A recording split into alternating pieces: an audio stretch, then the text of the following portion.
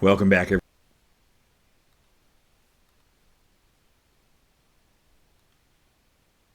What is up, guys? It's the History Killer, and today we are going to be reacting to vlogging through history. YouTube is censoring history, and what can you do about it? Let's check it out. Welcome back, everyone. Well, today we're not going to be doing a reaction video. Rather, I want to fill you in on some of the challenges that anyone creating historical content on YouTube is really dealing with in a significant way these days. And I know that this has been a problem for a while now, but it seems as though just even in the last couple of weeks, it has escalated in a significant way. And what I'm talking about is the problem of demonetization and ad restriction and even age restriction on videos simply talking about historic content. And I want to use a few examples just from the last several weeks that I have personally dealt with, and then talk about some of what I see happening across the board for YouTube content creators in general. So first, a little bit of background. If you're not familiar with the process for how a YouTube video goes live on the channel and how content creators make money in the first place, basically, once you've created your video, you upload it to your channel. In the process of uploading to your channel, then you do kind of a self-check on the content of your video. And there are a whole series of things that you have to rate yourself on when it comes to your content. Is there violent content? Is there graphic or sensitive content? Are there topics that could be potentially seen as hate speech, and all these sorts of things? And you rate these things, and you tell YouTube's algorithm what your video is about. So for example, if I was doing a video and I was talking about riots that happened at some point in history, that is an act of violence, but I'm sharing it in such a way that doesn't exploit that violence, that doesn't praise it, doesn't glorify it, and doesn't graphically depict that violence. So I would tell YouTube that. And then its own algorithm is going to compare what it's detecting in the video and in the words, and it's going to come up with whether or not it thinks you're accurate. 95% of the time, that's the case. But occasionally then what happens is once the checks are done and it says, okay, you're all clear, you can run ads on this video, which is how YouTubers make their money. The ads that you see, whether you... I'm not big ass vlogging through history, but this has happened to me because I had another history YouTube channel, and it just kept on getting age restricted, and so I just stopped uploading on it, and this is why I created this channel, for that reason. You skip them or you watch them, that's where the revenue comes from. And YouTube takes 40% of that ad revenue, and then 60% goes to the channel that is hosting the video. Now, with all of that in mind, what has been happening lately is that a day or two after the video goes live, or sometimes even within an hour or so, YouTube's AI is detecting things and saying, no, this is a violation. This is something that our ad partners do not want to run ads on, so we're restricting it. So your video may stay live, but you're not going to make any money off of it. And some recent examples for me personally where this has happened is, one was a 2-second clip of a tiny swastika down in the corner of the screen in a video about the Axis powers of World War II. It wasn't praising the National Socialists. It wasn't glorifying them. It was talking about, in fact, how badly they mishandled things during the war. And as part of that, it very briefly showed a tiny little swastika on a flag in an image, a larger image of other things. YouTube dinged that and said, no ads for you on that video because of that 2-second clip in a 40-minute video. Another recent one where I had this happen was with some videos I did where I was reviewing some videos from the National Archives. Oh, I know what this one's about. I'm not gonna say it because this video might get age restricted. He'll probably say it, so. YouTube channel. It was the ones Know Your Ally, Britain. There were two parts to it. But it's And in this case, the Japs. video went past all the checks just fine and ran for about a day with no issues. And then YouTube's algorithm said, wait, there's hate speech in this video. You can't monetize it. The 3 words, Specifically, what it Japs. was the narrator of this video on the National Archives website, produced by the government, used the 3-letter shortened version for Japanese Yep. people that was commonly used during the Second World I War already knew it. by American soldiers and by Americans in general. YouTube determined that that was hate speech and that I could not monetize the video because that word was used once in a 40-minute video. So there's a couple of examples. Another prominent example is anytime you do anything related to the September 11th attacks. In fact, me just saying that right now Probably already might got have just it. demonetized Yeah. this video. You literally cannot talk about that topic, even in an educational way, even in a way that just says, here's what happened, without YouTube saying, no, we can't run ads on that video. That's a sensitive topic and it can't be done. In the past, I've dealt with this, and I know my friends have as well. Things like, for example, going to Gettysburg. And if you're filming near the Rose Farm, which is where a lot of the burials took place after the battle, there are a lot of prominent photos that were taken by guys like Alexander Gardner, showing the bodies laid out, being prepared for burial. And those are on the signs at Gettysburg. And so if I'm walking around Gettysburg and in my video I happen to show that sign that is there at the Rose Farm, that will demonetize the video, even in a historic context. So that's some of what we're dealing with. The Holocaust is another one. A video about the Holocaust is almost certainly to not only get demonetized, but also age restricted.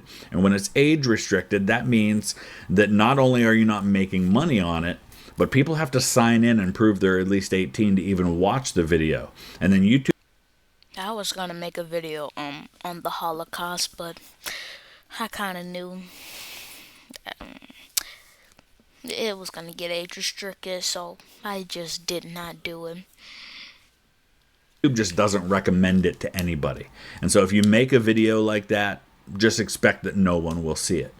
So the problem, of course, then with all of that is that it means that content creators are highly discouraged from talking about those I mean, I did do it.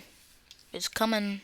I'm gonna upload it in a few days actually, so stay tuned for that. historic events. We're not going to make videos about the Holocaust. We're not going to make videos about September 11th. We're not going to make videos that talk about the horror of war. Because if we dare, even at a distance, to show a body that might be in the background in a photo, an old photo, even a black and white photo, it's not going to be able to be shown. So, what is the remedy for YouTube content creators? Well, here's how it works, and I want to walk you through it because I've been dealing with this. 6 of my last 7 videos that have gone up on the channel have been demonetized in this process because of hate speech or violence. I had one the other day that showed a 2-second clip of an artillery gun firing during World War II. It was a video about George Patton. It showed the gun firing. No one died. There were no explosions. It was just a gun firing. And it was demonetized for that. That's how bad. Yeah, I watched that video. It was actually very good. Go watch that video. Vlogging through history, George Patton was his death, I think. It's gotten at this point. So what's the remedy? So here's what happens. When that happens, typically it's after the video has already gone live. And so YouTube says, boom, you're not making money anymore. Well, the video is already live. Most of your views, 80% of your views, happen in the first probably 72 hours that the video is live. And it's during that time that YouTube is demonetizing these videos. It's killing the incentive for content creators to make the videos because you're losing all that revenue. So what happens then is that once the AI dings that for a copyright violation or for a violation, demonetizes it, restricts it. And I should say that it doesn't completely demonetize it if people have YouTube Premium, which at least for me is about 15% of the total income that I get. Those that income still happens, but it's a tiny percent. It's like 15% for me. It may be different for others. So you can appeal it. And when you appeal it, it usually takes up to 24 hours. It could take up to a week before a human then goes in and reviews it. And in every single case, when I have appealed it and had a human look at it, the human has confirmed it. Now, here's the thing. If you read YouTube's their own guidelines on what is okay to be monetized and what's not, none of these examples that I've shared with you violate YouTube's guidelines. Yep. They all say that in an educational context, if you're talking about a historic event, you're not exploiting it, you're not espousing, for example, hate speech or that certain rhetoric, then it's perfectly fine and can be monetized. But it seems like whoever these people are that are reviewing this, and I don't know if it's like some college student somewhere or some person that doesn't even understand the context and doesn't speak the language, I don't know. I don't know who it is. But they always confirm that what the algorithm said was right. And here's the thing. They don't even tell you what it is until after that appeal. So when it first gets demonetized and it tells you, oh, there's hate speech in your video, it doesn't tell you where the hate speech is. It doesn't tell you it's at 39:27 of your video. It just says somewhere in your 40-minute video, there was something that violated our guidelines. Now, if you appeal, then they'll come back and tell you, here's the specific place. That's how I found out, for example, that it was the 2-second view of the swastika that got my video demonetized. I didn't know that until that point. Well, by the time all that happens, you've already lost most of the revenue you would have made because it's been demonetized for days. Now, because my channel has grown to the point it is, and so I have a little bit more sway when it comes to this stuff with YouTube, and I have something called a partner manager, and you have to get to a certain place before you even get that.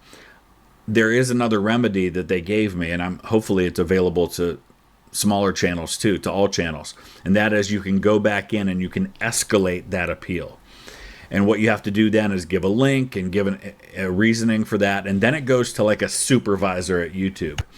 And in every case where I've done that, within 10 minutes of me escalating the appeal, I've been confirmed as being right, and they've removed the demonetization. The problem is, by the time that happens, you've lost 90% of your revenue, because this whole process plays out over days. If it happened before the video went live and they told you specifically and you could expedite this process, it wouldn't be as big of an issue. But because of the nature of how it works, content creators are losing most of their revenue. And so, like I said earlier, what it means then is that you learn pretty quickly what topics just not to touch. Don't touch World War II. Don't touch the Holocaust. Don't touch National Socialism. Don't ever use the other word for that. And don't talk about the Austrian painter with the mustache. Because if you use his name, that's a good chance you're going to get demonetized as well. And that's where we're at right now with YouTube, is we are at this place where, whether intentionally or unintentionally, by the nature of their monetization policy and by what seems to be lack of understanding by the human reviewers as to what context is, we are being censored from talking about certain topics. Now, I tend to try to err on the side of believing the best of people, and so I don't want to believe that it's intentional that certain events are being censored, but it sure feels that way sometimes, and it makes it very, very difficult, especially when you're trying to talk about history, when you don't know what's even going to get dinged for demonetization. Never in a million years would I have thought that a 2-second clip of an artillery gun firing would demonetize a video for violence. Never did I think that a clip talking in a video about talking about the Axis powers in the context of history, because it showed a 2-second clip of a tiny little flag in the corner of an image that had a swastika on it, that would demonetize a video. That makes no sense to me. So in particular, I would love to hear from other content creators, because I know a lot of you are subscribed to my channel. What has your experience been like with these things? Have you had a similar experience? Are there certain topics that you find you just avoid now because of that? Let me know what you think about all this, because I'm really frustrated right now. That's why there was no video yesterday, because I did a video yesterday and it got demonetized before it even went live because it talked about 9/11 and it showed an image of the Twin Towers burning. That's history, folks. That's a major part of history that everybody has seen. Yep. We can't even talk about it. Let me know what you think, guys. And in the meantime, if you want to do something, whatever, whether it's me or any other content creators out there, if you have content creators that you love, support them on Patreon. I'm telling you, it matters more than you could possibly know. Even if you go and sign up for like $10 a month to help your favorite content creators, that goes so far in helping out, especially when a lot of these videos are getting demonetized. I am proud to support 12 channels on Patreon, and I'm always looking to add more. So the link is in the description for this channel. I'm not saying you got to do that for me, but if you've got channels you love and you watch every one of their videos, please consider doing that, even if it's a small amount. Help them out. Encourage them to keep making content. Let me know your thoughts. Use the comment section below. Thanks for listening, guys. Well, that was interesting. But if you want to see some more vlogging through history, like, comment, subscribe, and also go follow him on Patreon. Go support him on Patreon. And I'm out. Peace.